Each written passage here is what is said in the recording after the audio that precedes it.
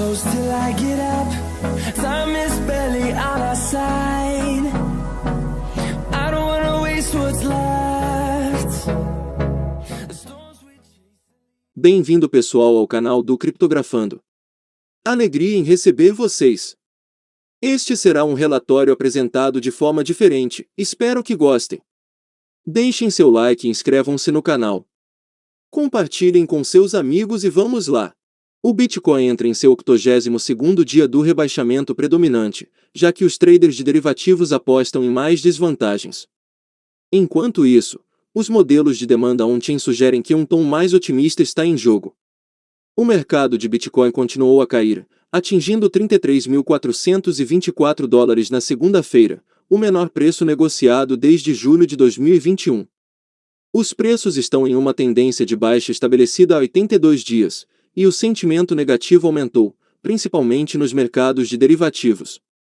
As taxas de financiamento para swaps perpétuos foram negociadas em território negativo e vimos uma reversão notável nos mercados de opções, onde os volumes de opções de venda aumentaram acentuadamente. A negatividade entra nos mercados de derivativos. Ao longo de 2021, os volumes de negociação nos mercados futuros estiveram em declínio macro, caindo mais de 50% de $80 bilhões por dia em março de 2021 para menos de $40 bilhões por dia em janeiro de 2022. O preço de $33 mil foi recebida com um aumento significativo no volume de negócios, atingindo pouco menos de $60 bilhões por dia. A Binance continua sendo o local dominante, hospedando a maior parte do volume de negociações de futuros, representando mais de 52,5% de todos os contratos nesta semana. Mesmo com volumes de negociação relativamente baixos, os juros em aberto de futuros permanecem elevados, principalmente para swaps perpétuos. Como porcentagem do valor de mercado do Bitcoin, o interesse aberto em swaps perpétuos como roxo no gráfico está em torno de 1,3%, o que é historicamente alto e muitas vezes como precursor de um evento de desalavancagem.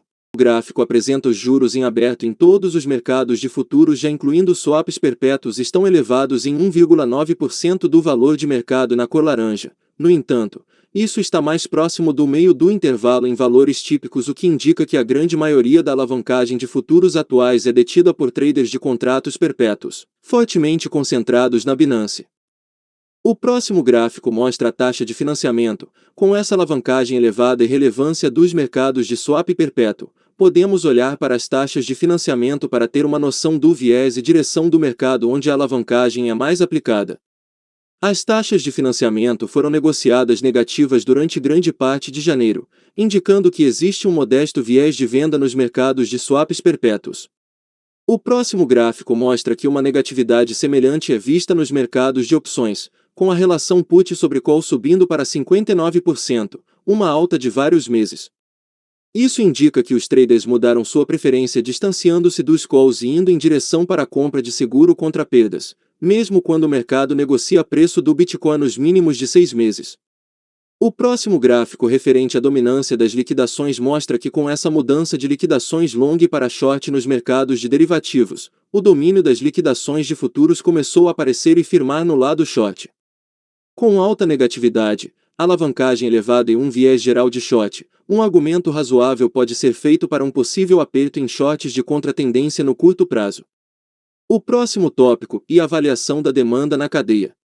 Para avaliar a demanda do mercado usando ferramentas on-chain requer uma compreensão dos players do mercado e os destinos dos volumes de moedas gastas, ou seja, se é dentro para fora de exchanges, se é de dentro para fora de carteiras HODL, etc. Vamos nos concentrar na demanda de 3 áreas principais: crescimento da carteira e tendências de acumulação ou distribuição, fluxo de entrada e saída do ativo em reservas cambiais, utilização da rede para medir o valor justo. Primeiramente, analisamos uma métrica bastante básica e simples: o número de saldos de carteira diferentes de zero. De um modo geral, quando a rede Bitcoin vive uma descarga de investidores em grande escala, como o topo de 2017, os investidores gastam muitos UTXs de suas carteiras, depositam moedas em exchanges e então consolidam essa oferta em um pequeno número definido de grandes carteiras de equilíbrio. Essa saída de carteira é bastante óbvia após o topo de 2017, e uma descarga menor pode ser vista em maio do ano passado. Em ambos os casos, o número de endereços diferentes de zero retomou uma tendência de alta assim que a poeira baixou, geralmente em torno da fase intermediária do mercado em baixa que se seguiu quando os compradores recomeçaram a acumulação. A atual trajetória ascendente de contagens de carteiras diferentes de zero parece não ter sido afetada pelos últimos 3 meses de preços em queda, apresentando semelhanças com o mini-urso de 2019 e atingindo um novo AT de 40,16 milhões de endereços. Carteiras de tamanho de varejo, segurando valores menores do que um BTC, sardinhas, também parecem não se incomodar com essa correção visto que a oferta mantida nessas carteiras continuando a subir. A taxa de crescimento da oferta para este grupo tiveram 2 aumentos macro, primeiro após março de 2020 e novamente após maio de 2021. Dada a história do Bitcoin como um fenômeno, isso fala uma classe crescente de sat stackers, e HODLs que permanecem em todas as condições de mercado. Para classificar ainda mais a oferta de moedas, usamos agrupamentos denominados de oferta ilíquida, líquida e altamente líquida, com base nos padrões de gastos das carteiras. Quando mapeado como proporção do valor de mercado, o percentual de oferta líquida em azul já atingiu 76,2% do circulante, retornando aos níveis de dezembro de 2017. Essas moedas são mantidas em carteiras com pouco ou nenhum histórico de gastos e, portanto, refletem um grupo de carteiras que provavelmente estão no modo de acumulação. Períodos de baixas zonas vermelhas, como 2018 e maio e julho de 2021, são pontuados por grandes quedas na oferta líquida. Isso significa que um grande volume de moedas foi gasto fora das cold wallets e deve ser posteriormente absorvido pela nova demanda do lado da compra. Períodos de altas zonas verdes, como pós-março de 2020, normalmente veem um aumento da oferta líquida, à medida que a acumulação ocorre e a demanda absorve as moedas vendidas. Curiosamente, os preços no mercado atual estão em declínio, enquanto a oferta líquida está em alta acentuada. Somente nesta semana, mais de 0,27% da oferta, aproximadamente 51 kBTC, foi movida de um estado líquido para ilíquido.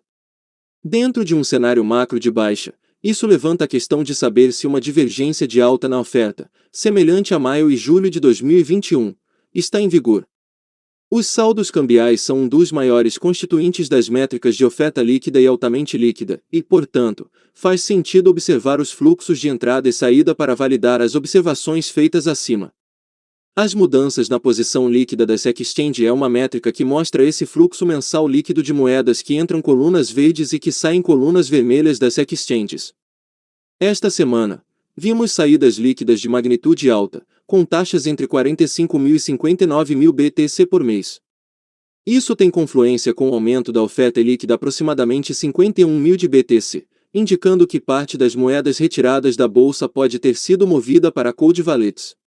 O gráfico do balanço percentual nas exchanges mostra que, como resultado, as reservas cambiais totais caíram para mínimos de vários anos, atingindo 13,27% da oferta circulante. É importante notar que isso é muito diferente da reação do mercado observada na queda de maio e julho de 2021. Primeiro, ambos os períodos sofreram reduções de preços de mais de 50% do AT. Segundo, maio e julho de 2021 viu mais de 164.000 BTC, aproximadamente 0,84% da circulação em entradas líquidas para exchanges, juntamente com um declínio na oferta líquida igual a 1,5% da oferta circulante. Terceiro, a queda atual viu os saldos cambiais diminuírem em 42.9 mil BTC, ou seja 0,28% da circulação desde o AT de novembro, enquanto a oferta líquida aumentou 0,86% da oferta circulante. Apesar dos rebaixamentos de escala equivalentes, as tendências nas reservas cambiais e na liquidez das moedas estão em direções opostas. O ambiente atual tem um tom marcadamente mais otimista de absorção de oferta e assim muito menos moedas sendo vendidas com medo. Para o próximo tópico, o uso da rede em ascensão. Bitcoin representa muitas coisas para muitas pessoas, e uma delas é ser uma solução de liquidação de valor. Em teoria, quanto mais valor o Bitcoin estabelecer como rede, mais utilidade será atendida e maior será a valorização da rede e vice-versa. O pico em 2017 foi marcado por uma explosão nos volumes de liquidação, atingindo um pico acima de 10 bilhões de dólares por dia. Isso foi rapidamente seguido por um declínio igualmente incrível de 80% para 2 bilhões de dólares por dia, tudo em apenas alguns meses. A moda veio e se foi com gosto. O mercado desde outubro de 2020 tem sido muito diferente. Durante os dois levantamentos acima de 50%, os volumes de liquidação caíram significativamente em relação aos picos. No entanto, o valor mínimo continuou a crescer, mesmo durante tendências de baixa, zonas vermelhas. Isso traduz uma utilidade mais sustentada e até crescente do Bitcoin à medida que seu valor de mercado, sua base de holders e o valor armazenado aumentam. A composição desses volumes de liquidação também sofreu uma mudança inegável desde outubro de 2020, afastando-se das transações de varejo menores do que 100 mil dólares e para valores de alto patrimônio líquido e de tamanho institucional maiores do que 1 milhão de dólares. As transações de 10 milhões ou mais dólares em tamanho agora dominam 45% do volume liquidado, enquanto tamanhos maiores do que 1 milhão de dólares dominam mais de 70% em uma base ajustada pela entidade. As transações de grande porte mantiveram esse domínio elevado ao longo de 2021, na verdade, atingiram um pico mais alto ao longo dessa correção. Por fim, podemos construir um modelo de precificação implícita usando o NVT-RTIL, que mapeia o volume de liquidação da rede a um preço implícito, conforme metodologia de Willy Woo. O preço de mercado está atualmente sendo negociado entre os modelos de preço NVT de 28 dias, verde, e mais lentos de 90 dias, rosa, colocando o Bitcoin em uma zona de valor justo. Tomando uma relação de preço e o preço NVT de 90 dias dá um NVT Premium, que está sendo negociado em mínimos que são historicamente considerados subvalorizados. Instâncias anteriores em que os volumes de liquidação foram tão altos em relação ao valor de mercado precederam fortes impulsos de alta nos mercados em baixa ou em fundos de macromercado, como dezembro de 2018 e março de 2020. Em resumo, existe uma diferença marcante entre a estrutura atual do mercado e o período de baixa mais recente em maio-julho de 2021. Embora ambos tenham sofrido queda de mais de 50% no preço, o mercado atual parece ter uma classe resiliente e persistente de HODLs, que parecem estar no modo de acumulação no meio de chuva, granizo ou sol. Os volumes de liquidação na cadeia caíram dos máximos, mas estão aumentando em relação à avaliação do mercado, sugerindo que o Bitcoin está agora mais próximo de um valor justo do que de um ciclo. Enquanto isso, os mercados de derivativos parecem estar apostando em mais perdas. Dentro do contexto de um urso macro, isso levanta a questão: o mercado está atrasado para evitar o risco ou é devido a uma correção de alta para abalar esse pico de negatividade alavancada?